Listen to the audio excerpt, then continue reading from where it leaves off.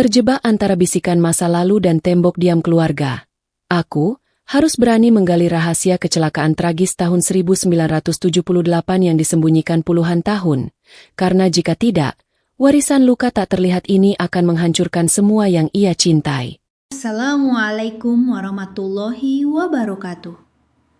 Kalian dari mana aja nih? Absen yuk, jangan lupa subscribe. Buat yang sudah subscribe, semoga selalu diberkahi kebaikan dan rezeki yang mengalir. Dinginnya lantai marmer rumah ini selalu terasa berbeda. Bukan dingin karena suhu, melainkan dingin yang menusuk, seolah membawa cerita-cerita lama yang tak terucapkan. Aku, seorang perempuan usia 30-an dengan kepekaan yang seringkali dibilang terlalu perasa. Oleh suamiku, seringkali merasakan energi aneh di rumah tua peninggalan kakek dan nenek dari pihakku ini. Rumah ini sebuah bangunan bergaya kolonial yang masih kokoh berdiri di sudut kota lama. Kini menjadi milik kami setelah renovasi ringan. Kami berdua berencana menjadikannya rumah impian, tempat kami membangun keluarga kecil. Awalnya, aku mengabaikan perasaan itu. Mungkin hanya kelelahan, pikirku, atau imajinasiku saja yang berlebihan.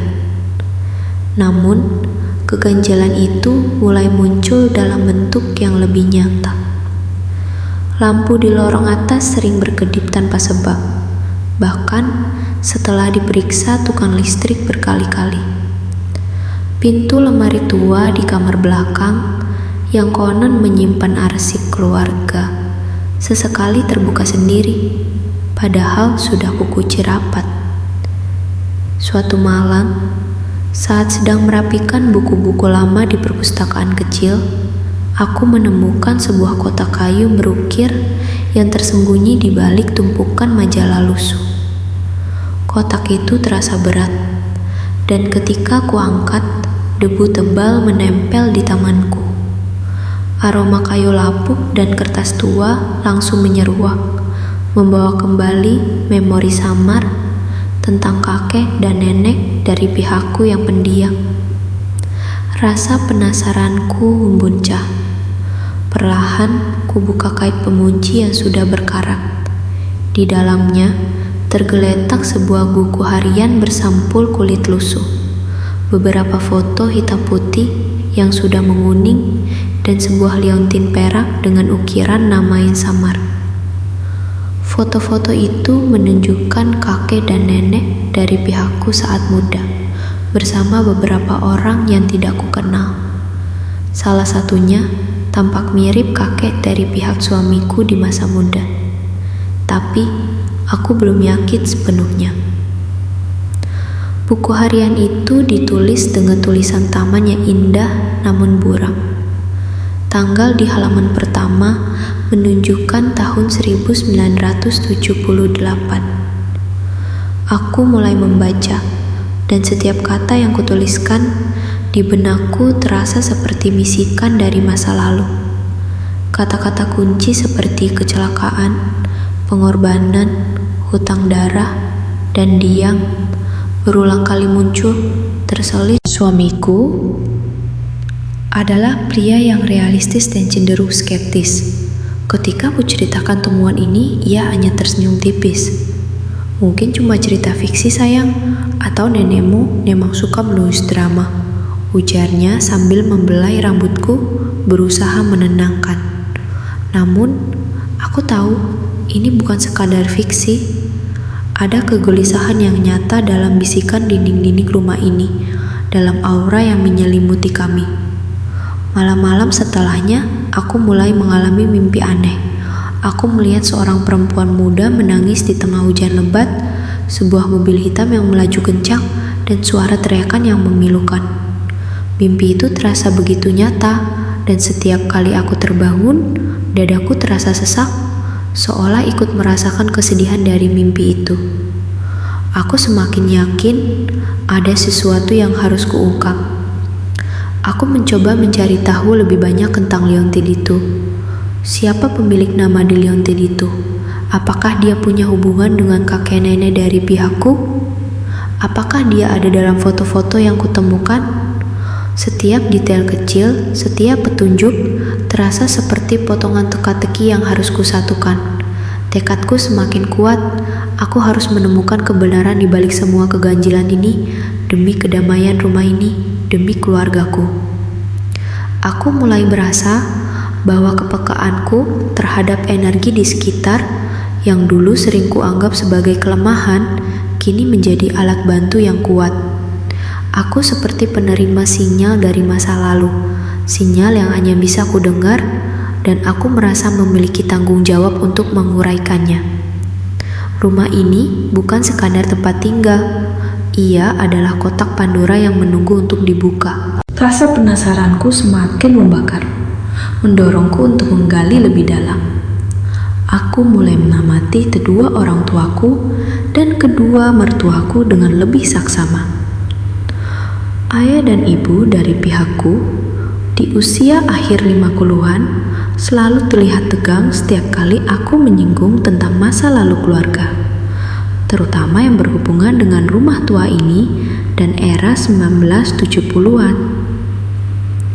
Wajah mereka akan mengeras, tatapan mata mereka akan berubah menjadi tatapan kosong yang menyimpan banyak rahasia.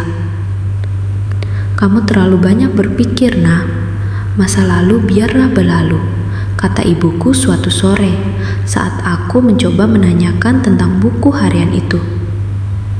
Suaranya terdengar datar, namun sorot matanya menunjukkan kegelisahan yang tak biasa. Ayahku, yang biasanya lebih terbuka, mendadak menjadi pendiam setiap kali topik itu muncul. Mereka seperti tembok tak bergerak yang melindungi sebuah rahasia besar, sebuah dinding kokoh yang tak bisa kutembus. Reaksi serupa kudapatkan dari mertuaku. Ayah dan ibu mertua di usia awal 60-an juga menunjukkan respons yang mencurigakan. Setiap kali aku mencoba menghubungkan penemuanku dengan mereka, terutama setelah aku melihat salah satu foto di buku harian yang sangat mirip dengan kakek dari pihak suamiku di masa mudanya, mereka akan buru-buru mengalihkan pembicaraan atau bahkan mencari alasan untuk pergi. Sudahlah, nak, jangan mengorek-ngorek masa lalu, itu hanya akan membuka luka lama yang sudah sembuh, kata ibu mertua mencoba tersenyum. Namun senyumnya terasa kaku dan dipaksakan. Matanya menunjukkan kecemasan yang jelas, seolah takut aku akan menemukan sesuatu yang tidak seharusnya ku ketahui. Ia bahkan sesekali mengalihkan pandangan ke ayah mertua, seolah mencari dukungan atau persetujuan untuk tetap bungkam. Aku tahu mereka mencoba melindungiku, dan mungkin juga diri mereka sendiri. Namun, perasaanku mengatakan bahwa rahasia ini bukanlah sesuatu yang bisa dibiarkan begitu saja. Keganjilan di rumah, mimpi-mimpi anehku, dan bisikan-bisikan dari dinding tua itu terasa semakin nyata, semakin mendesak untuk diungkap. Aku merasa seperti ada beban tak terlihat yang menaungi keluarga ini, dan satu-satunya cara untuk melepaskannya adalah dengan menghadapi kebenaran. Aku mulai merasa seperti detektif pribadi dalam hidupku sendiri. Aku menghabiskan waktu berjam-jam di perpustakaan kota, mencari arsip koran lama dari tahun 1970-an hingga 1980-an, mencari nama-nama yang samar-samar kulihat di buku harian atau di balik foto. Aku juga mencari nama panggilan yang terukir di liontin itu di catatan kelahiran atau kematian. berharap menemukan petunjuk yang lebih konkret. Setiap malam, aku kembali ke buku harian itu, mencoba menguraikan tulisan tangan yang buram, mencari pola, mencari koneksi. Aku merasakan urgensi yang kuat, seolah waktu semakin menipis, seolah kebenaran itu ingin segera keluar dari persembunyiannya, meminta untuk diungkap. Rasa haus akan kebenaran ini mengalahkan rasa takutku akan apa yang akan kutemukan. Suamiku, meskipun awalnya skeptis, perlahan mulai melihat keseriusanku. Ia melihat betapa gelisahnya aku, betapa aku tak bisa tidur nyenyak, betapa aku terobsesi dengan pencarian ini. "Kamu yakin ada sesuatu yang penting, sayang?" tanyanya suatu malam, sambil memelukku erat. Nada suaranya kini tidak lagi meremehkan, melainkan penuh perhatian dan kepedulian yang tulus. Ia mulai mendukungku, membantu mencari arsip, atau sekadar menemaniku di perpustakaan, menjadi pendengar setiaku, walau ia belum sepenuhnya memahami apa yang sebenarnya aku cari. Pertemuan suamiku memberiku semangat baru. Aku tahu ini bukan hanya tentang memuaskan rasa ingin tahuku, tetapi tentang menyembuhkan sesuatu yang telah lama memusuki dalam fondasi keluarga kami. Bersama suamiku, kami mulai menyusun potongan-potongan informasi yang kami temukan. Perpustakaan kota menjadi markas kami, di mana kami menelusuri lembaran-lembaran koran tua yang rapuh dan dokumen-dokumen yang berdebu. Dari arsip koran lama, kami menemukan sebuah artikel kecil tentang kecelakaan tragis di sebuah jalan pegunungan yang terpencil pada tahun 1978. Artikel itu menyebutkan sebuah mobil yang terguling ke jurang, menewaskan beberapa penumpangnya dan melukai parah yang lainnya. Tanggal dan lokasi kejadian sesuai dengan beberapa catatan samar di buku harian nenek dari pihakku. Yang mengejutkan, nama-nama korban dan yang selama sama-samar mengingatkanku pada nama keluarga kami dan keluarga suamiku. Ada nama belakang yang sama, meskipun nama depannya tidak persis. Buku harian nenek dari pihakku menjadi petunjuk utama. Aku menyadari bahwa ukiran nama di liontin itu adalah nama panggilan nenekku sendiri, yang baru ku tahu. Nenek ternyata sering menuliskan perasaannya, termasuk penyesalan mendalam tentang kecelakaan itu dan sebuah kesepakatan diam yang dibuat demi melindungi seseorang. Ada juga beberapa sketsa lokasi yang sangat mirip dengan pedesaan terpencil yang disebut dalam artikel koran, lengkap dengan detail jalan berliku dan tebing curang. Ketika aku menunjukkan artikel koran itu kepada kedua orang tuaku, reaksi mereka jauh lebih dramatis dari sebelumnya. Ibuku langsung menjatuhkan cangkir tehnya, pecah berkeping-keping di lantai, matanya terbelalak. Ayahku, untuk pertama kalinya dalam ingatanku, terlihat sangat panik. Keringat dingin membasahi pelipisnya. Mereka mencoba mengambil artikel itu dariku. Wajah mereka penuh ketakutan dan putus asa. "Dari mana kamu dapat ini, Nak?" Suara ayahku bergetar, lebih seperti seruan keputusasaan daripada kemarahan. Mereka berdua saling pandang, seolah ada isyarat rahasia yang hanya mereka yang tahu. "Ini bukan kebetulan, Buya," kataku pelan, meskipun hatiku berdebar kencang. "Ini ada hubungannya dengan rumah ini, dengan kecelakaan itu, dan mungkin juga dengan keluarga suamiku." Aku menunjuk samar-samar pada foto yang menampilkan kakek dari pihak suamiku di masa muda, yang juga ditemukan di dalam kotak. Mereka tetap menolak untuk berbicara. Namun penolakan mereka kini disertai air mata dan rasa bersalah yang kentara. Itu lebih menyakitkan daripada kemarahan. Terlihat jelas ada beban berat yang mereka pikul selama puluhan tahun. Rasa penasaran bercampur dengan kekhawatiran melingkupi diriku. Aku merasa mereka telah hidup dalam penjara rahasia ini sepanjang hidup mereka. Kami memutuskan untuk mendatangi lokasi kecelakaan. Suamiku menyetir dan selama perjalanan ia terus menggenggam tanganku, merasakan kekhawatiran yang semakin besar. Jalan menuju lokasi itu terjal, menanjak dan terpencil, persis seperti yang digambarkan di buku harian nenek dari pihakku dan sketsa kasar yang ada di sana. Pohon-pohon rindang menutupi sinar matahari, membuat suasana terasa semakin suram. Sesampainya di sana, kami menemukan sebuah monumen kecil yang hampir tertutup lumut dan semak belukar, seolah sengaja dibiarkan terlupakan. Monumen itu terbuat dari batu hitam, dengan nama-nama yang terukir di sana. Nama-nama itu adalah nama-nama yang sama dengan yang kulihat di artikel koran. Ada nama-nama yang tidak kukenal sama sekali. Lalu ada nama keluarga kami. Dan yang paling mengejutkan, nama yang sama dengan kakek dari pihak suamiku. Monumen itu didirikan untuk mengenang para korban sebuah kecelakaan tunggal yang merenggut beberapa nyawa. Namun ada yang aneh. Monumen itu mencantumkan kecelakaan sebagai kecelakaan biasa. Padahal buku harian nenek dari pihakku mengisyaratkan hal yang lebih rumit dari itu, sebuah peristiwa yang disembunyikan. Di sana, di tengah sunyinya pegunungan, aku merasakan kehadiran yang kuat. Bisikan dari dinding tua rumah kami seolah berganti dengan bisikan angin di antara pepohonan yang merintih. Aku merasakan kesedihan yang mendalam, rasa tidak adil, dan sebuah rahasia besar yang terkubur bersama para korban.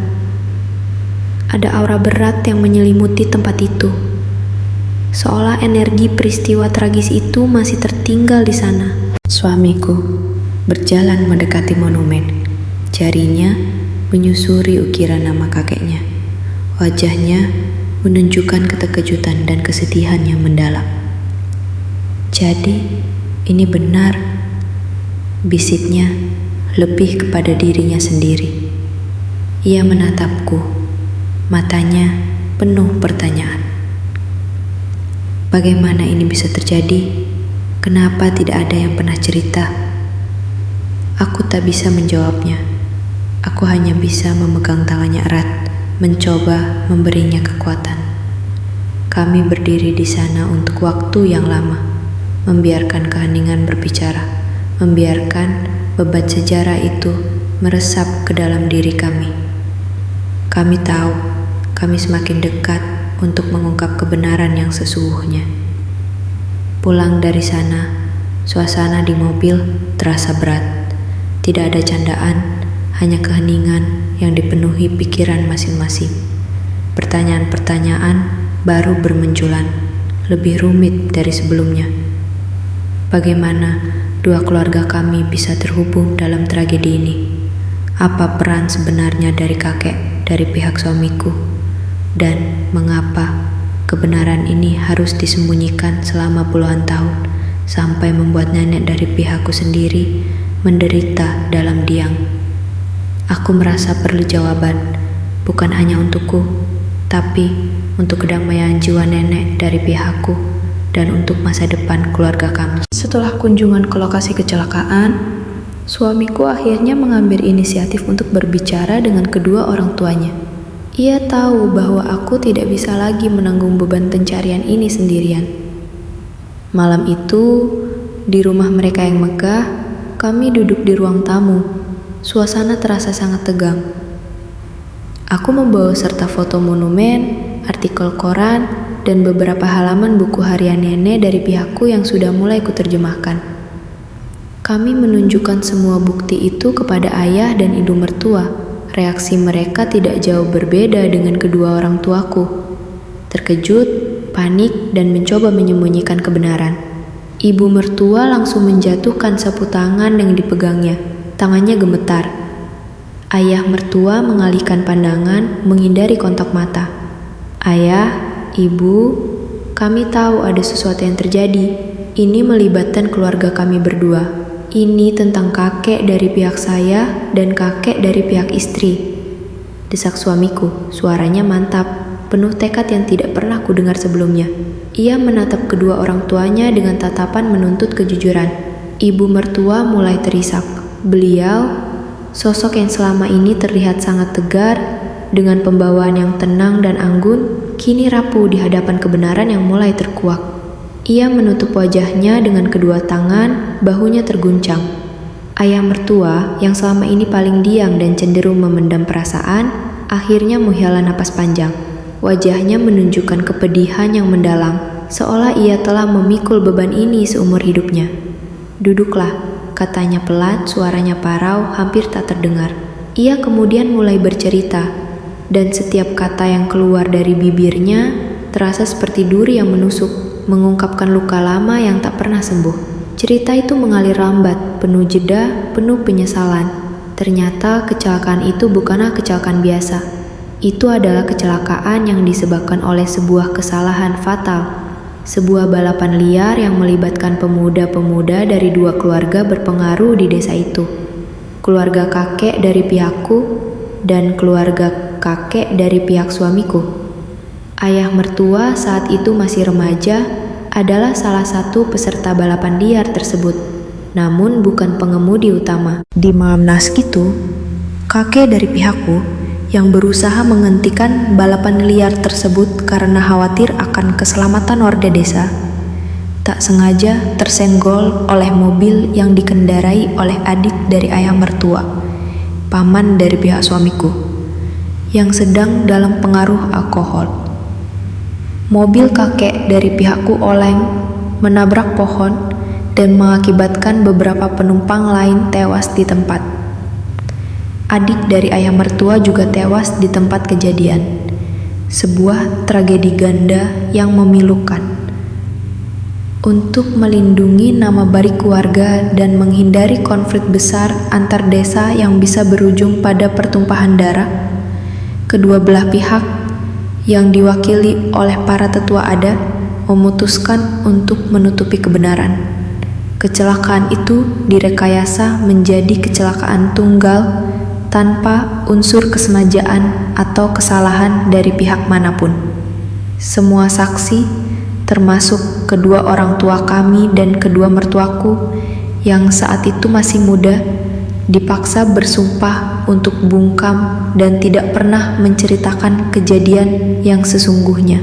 Nenekmu dari pihakmu, dialah yang paling terpukul karena harus berbohong dan menyimpan rahasia ini seumur hidupnya.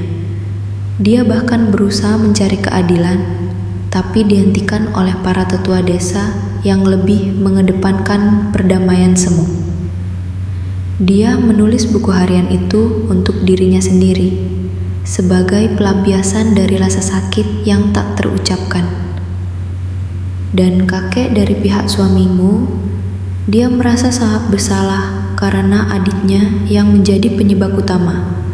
Dan dia harus hidup dengan beban itu, sambung ibu mertua terisak. Mereka berdua bersama kedua orang tuaku adalah bagian dari generasi yang mewarisi luka dan beban rahasia ini.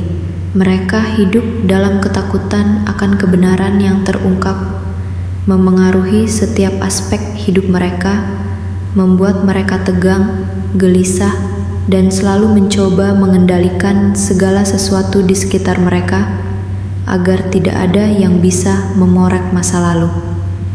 Aku menatap suamiku, wajahnya pucat pasi. Ia tak menyangka silsilah keluarganya memiliki masa lalu sekelam dan setragis ini, yang selama ini tersembunyi rapat.